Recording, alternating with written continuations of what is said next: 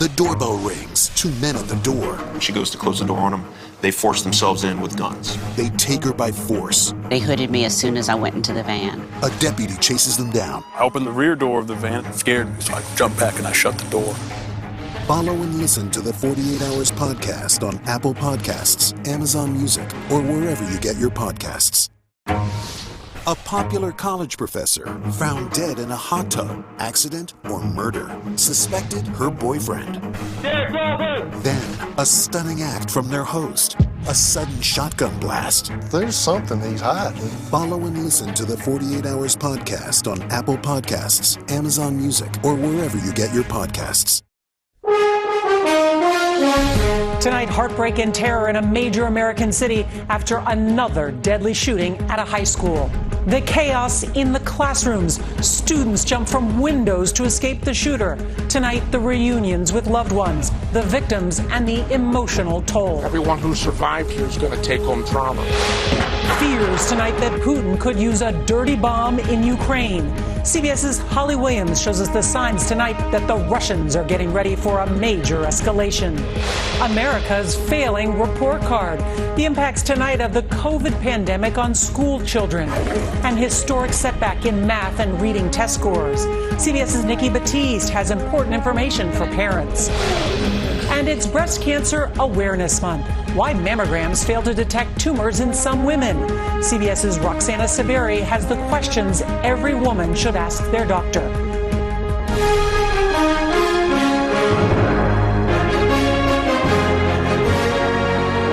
This is the CBS Evening News with Norah O'Donnell, reporting from the nation's capital. Good evening and thank you for joining us. We're starting tonight with horror in the heartland of America. Another school shooting, this time in St. Louis. It happened today at the city's Central Visual and Performing Arts High School. Terrified students leaving their school with hands raised, escaping the senseless horror of bullets and bloodshed in their hallways and classrooms. A teenage girl was pronounced dead inside the school. Another victim, a teacher, died at the hospital. The gunman, believed to be in his 20s, was killed in a gun battle with police. This was the 40th school shooting in the U.S. this year. That's a half dozen more than in all of last year. The mayor of St. Louis spoke for so many parents today, saying, our children shouldn't have to experience this. Caroline Hecker of our CBS St. Louis affiliate KMOV joins us now from the scene. Good evening, Caroline. Good evening, Norah. It was a horrifying and chaotic scene here that played out at the school. The victims ranging in age from 61 years old to just 15. The shooting sending students scrambling to safety, jumping out of windows, and finding any door they could find. It was just after 9 a.m. They reported an active shooter in a high school when an all too familiar scene erupted. We're walking out the building. It's blood on the ground and stuff like that. We see students covered in blood. I see a lot of kids. It was kids crying everywhere. Police raced to Central Visual and Performing Arts High School. Traumatized students ran for their lives. Relatives rushed to their loved ones. It's a nightmare. Students say the shooter entered the school with a long gun, then opened fire, killing one female teenager and injuring at least 7 others. One victim, teacher Jean Kushka, who passionately raised money for diabetes research, later died at the hospital. The gunman was reportedly killed by police. I seen my friend have all blood on her hand, and it was like she seen the shooter, and the shooter came to her and said, "You ready to die?"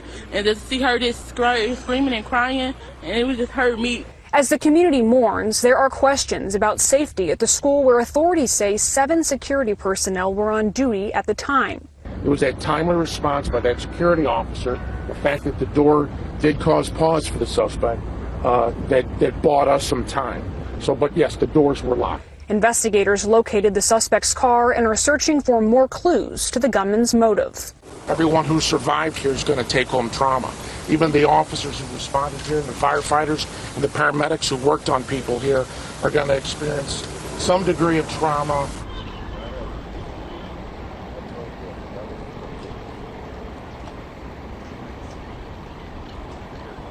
Now, agents with the ATF and FBI were seen searching a home connected to that gunman this afternoon. Again, the ATF and FBI seen searching that home for several hours here in South St. Louis. He is said to be a 19-year-old male, graduated, Norah, from this school just last year. Tonight, the community plans to hold a vigil. Norah?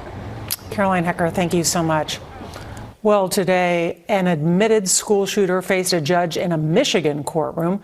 16-year-old Ethan Crumbley pleaded guilty to 24 felony counts, including murder and terrorism.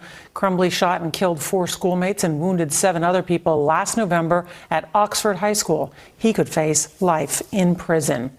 Tonight, 18 million Americans are on the path of severe weather as a system that dumped more than a foot of snow in the west heads east.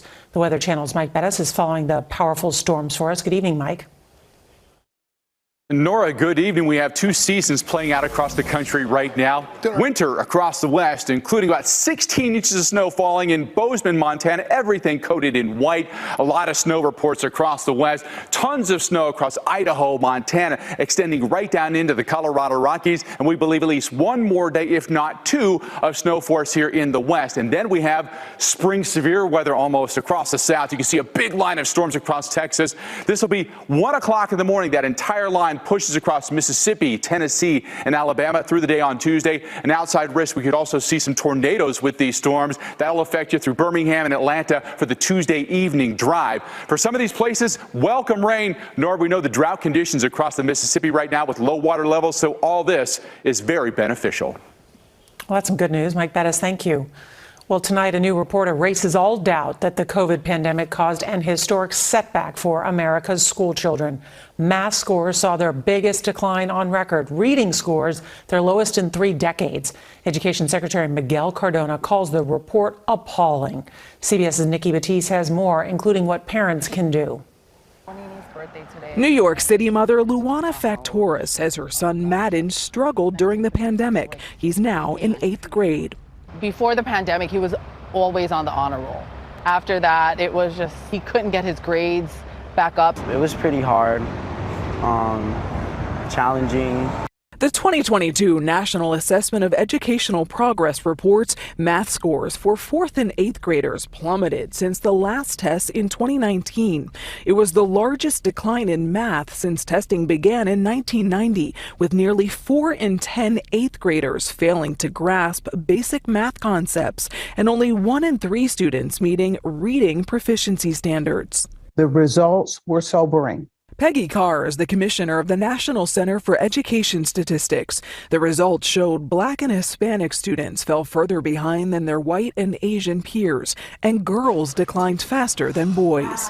Why is that? Well, we don't know precisely, but we think it has to do with socialization. Maybe they were differentially impacted by being isolated during this time.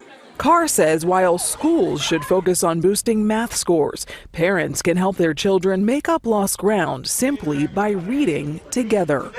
The message to parents is that this is serious. It will take all hands on deck, and they're one of those hands. Madden told me he was easily distracted during remote learning, but he says now that he's back in class in person, school has gotten easier. His mom says being face to face with his teachers has helped her son's grades begin to improve. Norah? Thank you, Nikki Batiste. Well, tonight, more evidence this flu season could be a bad one. Walgreens says nationwide flu activity is 10 times higher than it was last year. It's more than doubled in just 2 weeks, with activity the highest in Texas, Louisiana, and Mississippi. And this comes as at least 36 states are seeing a dramatic increase in new cases of the respiratory virus known as RSV in young children. There are fears tonight that Vladimir Putin may be preparing to unleash a radioactive dirty bomb in Ukraine. Top diplomats from the U.S., Britain, and France issued a rare joint statement rejecting Russia's false claim that Ukraine is actually prepared to use such a weapon on its own territory. CBS's Holly Williams reports tonight from inside Ukraine. Today, Russia's general in charge of nuclear defense claimed that Ukraine's in the final stages of building a so-called dirty bomb and could use it against its own people. A dirty bomb has never been used before, is not a nuclear bomb, and would be far less harmful. But by using conventional explosives to spread radioactive material, it's an effective weapon of terror. The US has dismissed Russia's allegation as transparently false. The world would see through any Russian attempt to use this allegation as a pretext for escalation. If Russia claims Ukraine's preparing something, it means one thing, said Ukrainian President Volodymyr Zelensky, suggesting it's actually Russia that plans to use a dirty bomb. The US has repeatedly accused Russia of so-called false flag operations, staging violent incidents and blaming them on Ukraine as a justification for its brutal invasion. Herman Halushchenko is Ukraine's energy minister and told us false flag attacks have become Russia's standard practice. It's an alternative reality. They don't care. The truth is, it's President Putin who's threatened to use nuclear weapons in Ukraine. Do you think it's possible that Vladimir Putin will use a tactical nuclear weapon here in Ukraine? I think he'll do everything. I am expected from them now everything. The US says there would be consequences for Russia, whether it used a nuclear bomb or a dirty bomb. Norah. Scary. Holly Williams, thank you. Well, with just 2 weeks to go until the midterm elections, CBS News has obtained an intelligence assessment saying China is likely seeking to influence several races. This comes amid national security concerns about threats to operations and election officials. CBS's Mark Strassman reports tonight on accusations of voter intimidation in the battleground state of Arizona.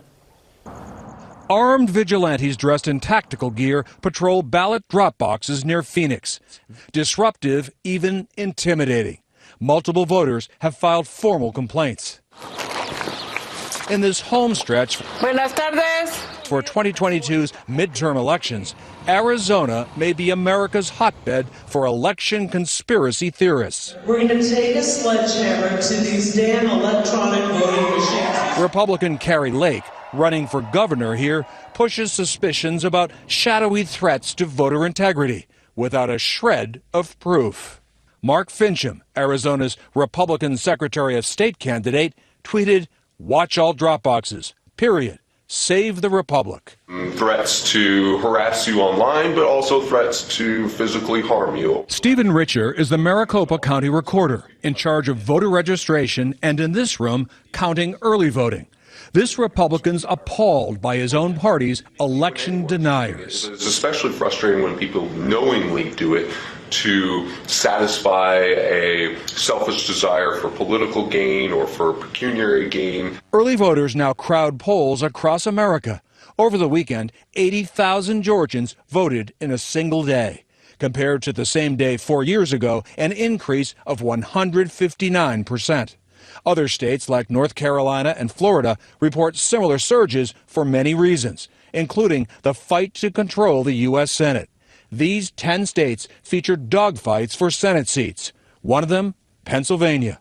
CBS News has learned behind the scenes, former President Trump has encouraged state lawmakers to repeal a law that allows all voters to mail in ballots. The sheriff here has been looking into reports that early voters are being harassed, and he just referred 2 cases to prosecutors for criminal charges. Norah? That's significant. Mark Strassman, thank you. Well, the revolving door at London's 10 Downing Street took an historic turn today with Rishi Sunak winning the vote to become the new Prime Minister of the United Kingdom. He'll be the first person of color ever to hold that title. CBS's Imtiaz Tayyab is in London with more on the man set to become UK's youngest leader in more than 200 years. I will make it my utmost priority to bring our party and our country together. In his first speech to the nation as Prime Minister, as Britain's 5th leader in just over 6 years, the 3rd this year alone, he fought off challengers including former Prime Minister Boris Johnson for the top job. Let me tell you a story. When Rishi Sunak first ran this summer, he introduced himself as the son of Indian immigrants. Their story didn't end there, but that is where my story began. A story which saw him study at Oxford and Stanford, and then land a plum job at Goldman Sachs. Married to the daughter of an Indian billionaire, they're worth an estimated $823 million, making him one of the richest members of parliament. Tackling the costs of... Even then, he was relatively unknown until then Prime Minister Boris Johnson tapped him to be finance minister in 2020, when he oversaw the nation's economy during the COVID-19 pandemic. Despite his historic rise as Britain's first PM of Indian origin and of the Hindu faith, he now has to steer an economy his former rival Liz Truss, who was only in the job for 44 days, pushed into the abyss. Inflation is over 10%, the pound is struggling, and energy costs are soaring. Now, Rishi Sunak formally becomes Prime Minister when he meets with King Charles tomorrow, when he also makes history by becoming the first person of color to become Prime Minister of Britain. But he has to solve this country's many, many problems as his top priority. Norah. MTS Tayeb, thanks so much. October is Breast Cancer Awareness Month, and there's usually an increase in mammograms during the month. But mammograms can fail to detect tumors in some women. In tonight's Health Watch, CBS's Roxana Saberi on what women should be asking at their next appointment. For many, the key to beating breast cancer is early detection. 48-year-old Eve Feinberg gets a mammogram every year. My two paternal aunts were diagnosed with breast cancer. I have always lived with this fear that I too will die of breast cancer. Her physician, Dr. Sarah Friedwald, says Feinberg is also at a slightly higher risk because her breasts are dense, meaning they have less fat and more tissue, like the breasts in these images. About 40 to 50% of the women in the country actually have dense breast tissue. It just makes it a little bit harder for us to find cancer on the mammogram. That's because dense tissue shows up white on mammograms, and so do tumors. On a very cloudy day, which would be similar to a woman who has very dense breast tissue, we really can't see the cancer. She showed us how, for this patient, additional scans, an ultrasound and an MRI revealed a large cancerous mass. The area lights up very quickly. 38 states now require patients to be notified about their breast density. And the FDA is planning to announce regulations on informing women about their tissue type and screening options.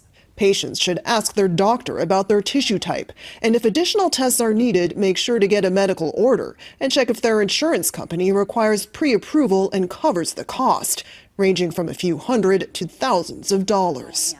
Feinberg told us she pays around $2,000 out of pocket each year for an MRI after insurance coverage. But she says it's worth it. I think just to know that if something is detected, it will be detected at an early stage. Only 16 states and Washington, D.C. require insurers to cover additional imaging. But if breast cancer is caught early, the 5-year survival rate is 99%. Norah?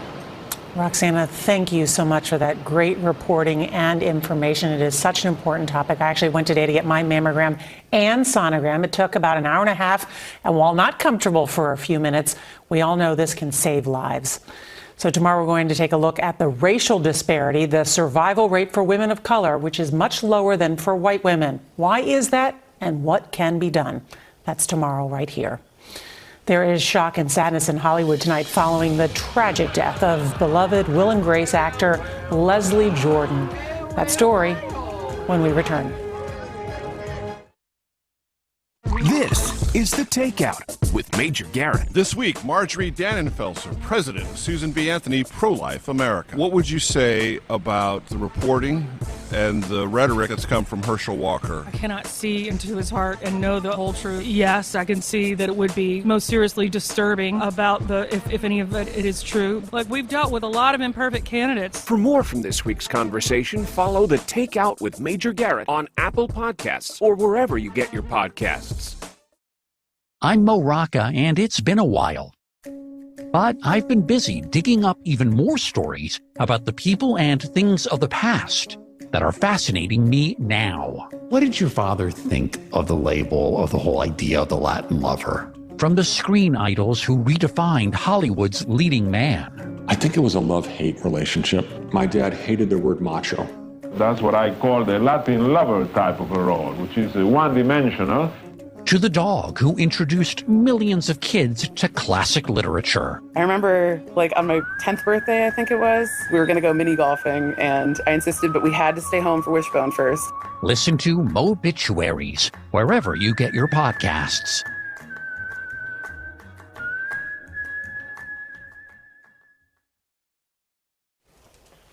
Some sad news tonight. Emmy-winning actor Leslie Jordan died after crashing his car in Hollywood. Police are investigating whether Jordan had a medical episode before the crash. With his southern drawl and his really sharp sense of humor, Jordan was best known for his role in Will and Grace. His hilarious Instagram videos during the pandemic drew millions of views. Leslie Jordan was 67. Nearly 20 dry shampoo products have been recalled because they may contain a chemical that causes cancer. What do you need to know when we return? There's a nationwide voluntary recall on nearly 20 dry shampoo aerosol products. Unilever, which makes the products under the brand name Dove, Nexus, Suave, and Tresemme, say they may contain elevated levels of benzene, which is known to cause cancer. Customers are urged to stop using the products and go to Unilever's website for reimbursement instructions. This was a big day for the chief groundskeeper at the White House. We'll tell you about the honor he received for 50 years on the job. That's next. The Young and the Restless has been the #1 daytime drama for 35 consecutive years. Now in its 50th season, fans can enjoy their favorite soap in podcast form. Y&R revolves around the lives and loves of the residents in Genoa City. This Midwestern metropolis is filled with generations of a wide variety of characters. Every week, hear all the rivalries, romances, hopes, and fears from the Emmy Award-winning series delivered directly to your ears. Watch The Young and the Restless weekdays on CBS, streaming on P+, and listen wherever you get your podcasts. Hey, podcast fans, Stephen Colbert here to tell you all about The Late Show Pod Show with Stephen Colbert. The Late Show Pod Show is a podcast featuring everything you love about the #1 show in late night. It's got the jokes, the goofs, the monologue, the sizzling celebrity interviews, plus moments never before seen on TV, all wrapped up in a podcast that drops new episodes 7 days a week. With The Late Show Pod Show, you can listen to The Late Show while driving home from work or cooking dinner or getting ready for bed. By the way, amazing job flossing. Your dentist is going to be so proud. Listen to The Late Show Pod Show with Stephen Colbert on Spotify or wherever you get your podcasts. We wanted to end tonight on a remarkable milestone. Presidents come and go, but a constant for the White House is Dale Haney. He's the chief White House groundskeeper, and today he celebrated 50 years of service, posing with President Biden and the First Lady as they planted a tree in his honor. Besides keeping the grounds in tip-top shape, he's also walked the first family's dogs for years, including the Biden's German Shepherd Commander. When I covered the White House, Dale was always there, making sure the grounds were perfect for visitors. Dale, congratulations to you, and thanks for your service to our country. And that's tonight's CBS Evening News. I'm Norah O'Donnell. We'll see you back here tomorrow. Good night.